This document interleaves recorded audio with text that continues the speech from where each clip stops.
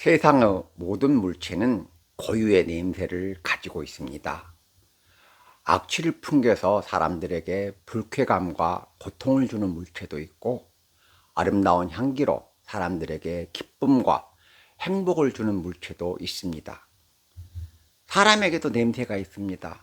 사람을 감동하는 인격의 향기와 추하고 야비한 인간의 냄새를 말합니다.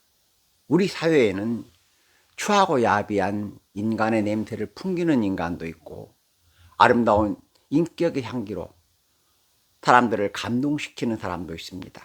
바울 사도는 우리는 그리스도의 향기라고 말씀하셨습니다. 그리스도인은 예수의 향기를 바라는 사람이 되어야 한다는 뜻입니다.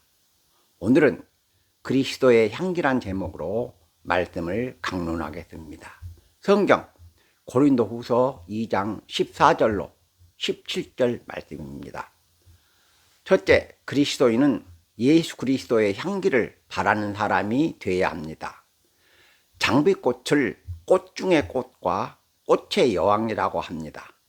장미꽃은 꽃도 아름답고 향기도 뛰어나기 때문입니다. 하나님은 이 세상 모든 꽃의 아름다움과 향기를 골고루 나누어 주셨습니다. 향기가 없는 꽃에는 아름다움을 주셨고, 아름다운 꽃에는 향기를 주시지 않았습니다. 그러나 장미꽃은 아름다움과 향기 두 가지를 다 가졌습니다. 그래서 장미꽃을 꽃 중의 꽃과 꽃의 여왕이라고 하는 것입니다. 그리스와 로마 신화에는 장미꽃의 신화가 있습니다. 어느 날 사랑의 여신 큐피드가 장미꽃의 아름다움에 반해 키스를 하려고 다가가자 장미꽃에서 벌들이 나와 큐피드의 입을 쏘았습니다. 그래서 화가 난 큐피드의 어머니인 비너스가 많은 벌의 침을 장미의 줄기에 붙였는데 이것이 장미의 가시가 되었다는 설화입니다. 일반적으로 식물의 가시는 천적이나 해충으로부터 자신을 보호하기 위한 수단입니다. 천적과 해충으로부터 자신을 보호하기 위해 가시가 달린 것입니다. 성경 아가서에는 덮은 우물과 봉한 샘과 잠근 동산이란 말이 나옵니다. 사랑하는 사람에게만 물을 주기 위해 우물을 덮어두고, 사랑하는 사람만 물을 마시게 하려고 샘을 봉했으며, 사랑하는 사람만 출입하고 사랑하는 사람에게만 동산의 아름다움을 보여주기 위해 동산의 문을 잠가 두었다는 뜻입니다. 그리스도인은 하나님과 예수님의 잠근 동산이 되어야 합니다. 왜냐하면 하나님과 예수님 은혜로 하나님 자녀와 천국 백성이 되었기 때문입니다. 바울 사도는 그리스도의 향기를 바라라고 말씀하셨습니다. 그리스도의 향기가 무엇이냐? 사람에게 감동을 주는 그리스도인의 인격의 향기를 말합니다. 그리스도의 향기를 바라려면 어떻게 해야 할까요? 믿음이 진실하고 온유하고 겸손하며 사랑과 은혜가 넘치는 사람이 되어야 합니다. 그리스도인이 인격자가 되지 않으면 그리스도의 향기를 바랄 수 없습니다. 꽃 중에 다알리아란 꽃이 있습니다. 다알리아는 꽃이 탐스럽고 아름답지만 향기가 매우 역겹습니다.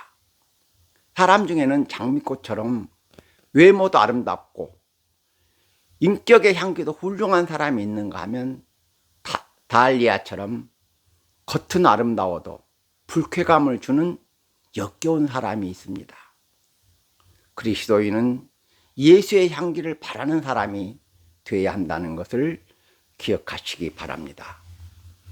둘째, 그리스도인은 복음의 향기와 생명의 향기를 전파하는 사람이 되어야 합니다. 그리스도인이 간 곳마다 복음의 향기를 전하고 만나는 사람마다 예수의 향기를 풍기려면 어떻게 해야 할까요? 향기를 풍기고 향기를 바라는 향품을 가져야 합니다. 향기를 풍기고 향기를 바라는 향품이 무엇이냐? 예수님의 성품입니다. 예수 그리스도 안에서 성령으로 거듭나 새 사람이 되고 참된 인격자가 돼야 복음의 향기를 발할 수 있는 것입니다. 다음으로 어떤 자세와 어떤 방법으로 복음의 향기를 전파해야 할까요? 바울 사도는 17절에서 하나님 말씀을 혼잡하게 하지 아니하고 순전하게 하라고 말씀하셨습니다. 하나님 말씀을 혼잡하게 하지 말라는 말씀은 세상의 철학이나 교회의 전통이나 개인적인 체험으로 성경 말씀을 왜곡하거나 말씀의 의미를 변질시키지 말라는 뜻입니다. 목사와 신부들이 범하는 죄 중에서 가장 큰 죄가 성경 말씀 본래의 뜻을 왜곡해서 잘못 전하는 것입니다. 하나님 말씀을 혼잡하게 하는 또 다른 무리는 신앙을 이용하고 예수를 팔아서 돈을 긁어 모으는 이단 종파와 종교적 사기꾼들입니다. 그들은 종교를 빙자해서 돈을 갈취하고 세속적인 목적을 이루기 위해 종교를 이용합니다. 신앙은 목적입니다.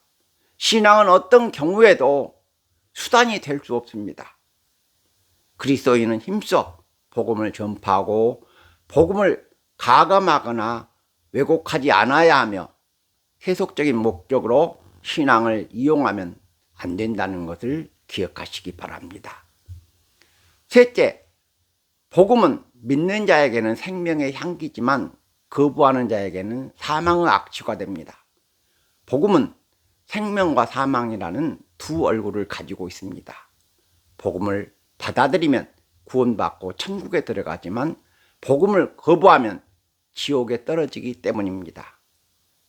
예수님은 요한복음 15장 25절에서 내가 와서 그들에게 말하지 아니하였더라면 죄가 없었으려니와 지금은 그 죄를 핑계할 수 없다고 말씀하셨습니다.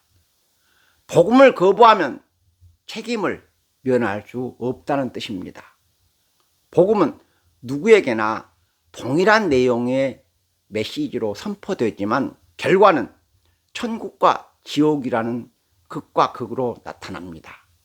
복음을 받아들인 자에게는 사죄와 영생과 천국이 보장되지만 복음을 거부한 자는 지옥 형벌을 받기 때문입니다.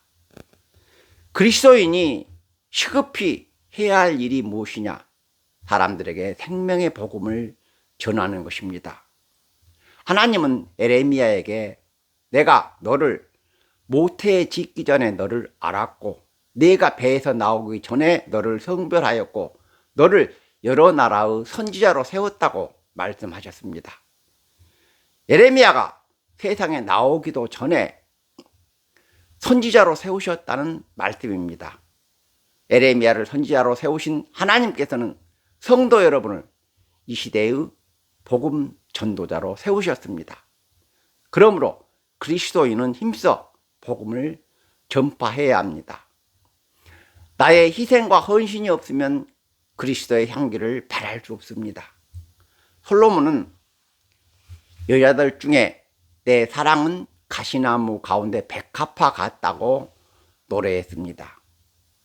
가시나무 가운데 백합화란 말은 술람미 여인의 아름다움을 예찬한 뜻도 있지만 술람미 여인이 형제 자매의 시기와 멸시를 극복하고 솔로몬을 사랑했다는 솔로몬의 칭찬입니다.